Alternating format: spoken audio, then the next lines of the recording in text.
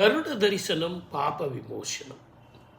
பொதுவாகவே கோவில்களில் நடக்கும் சுபத்துக்கு, கும்பாபிஷேகத்துக்கு, எல்லா விஷயங்களுக்கும் கருடன் சாட்சி சொல்வார். இது சுபமாக நடந்தது, தெளிவாக நடந்தது, சாஸ்திரபூர்வமாக நடந்தது அப்படிங்கிறது ஒரு சர்டிஃபிகேட்.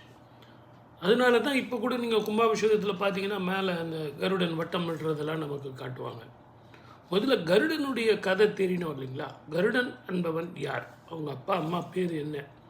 கருட தரிசனம் பாப விமோசனம். இந்த கருடனை பார்த்தாலே மகா புண்ணியம்.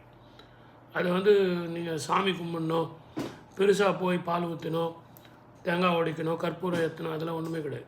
அந்தந்த கிழமைகளில் அந்தந்த கருட தரிசனம் எந்த கிழமையில் உங்களுக்கு எப்படிப்பட்ட பலன் கிடைக்கும்?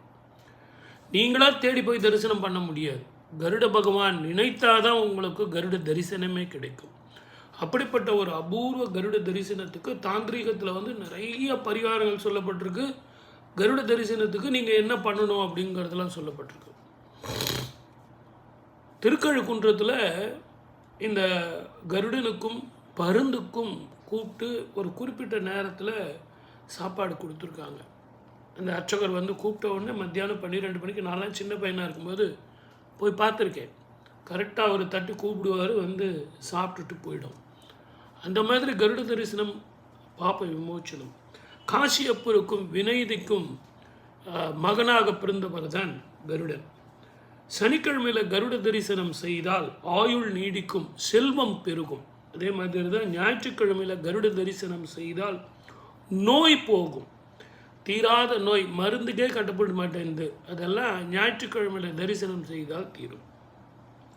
திங்கக்கிழமையும் செவ்வாய்க்கிழமையும் கருட தரிசனம் செய்தால் துயரம், கஷ்டம், தரித்திரம் போகும். வீட்டில் எப்போ பார்த்தாலும் பணப்பிரச்சனை, மனப்பிரச்சனை, உறவுகள் சரியில்லை, தேவையில்லாத மனசுக்குள்ள குழப்பங்கள், வீட்டுக்குள்ளே எப்போ பார்த்தாலும் சண்டை, இதெல்லாம் நல்லா போகும். அதே மாதிரி புதன்கிழமையும் வியாழக்கிழமையும் கருட தரிசனம் செய்தால் பில்லி சூன்யம் போகும்.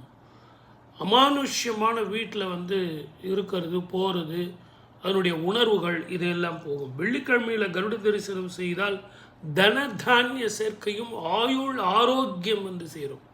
இப்படி கருட தரிசனத்துக்கு பலன் நிறைய சொல்லிட்டு போகலாம். ஒவ்வொரு நாளும் கருட தரிசனம் செய்கிறதும், பயணங்களில் கருட தரிசனம் செய்கிறதும், நம்ம கூடையே அவர் பயணம் செய்வார். அப்படிப்பட்ட கருட தரிசனங்கிறது நீங்கள் கேட்டு கிடைப்பதில்லை. கருடனே உங்களுக்கு தரிசனம் கொடுத்தா தான் உண்டு. கோவில்களுக்கு கூட நீங்கள் நினச்சா போயிடலாம். ஆனால் கருட தரிசனம் அவர்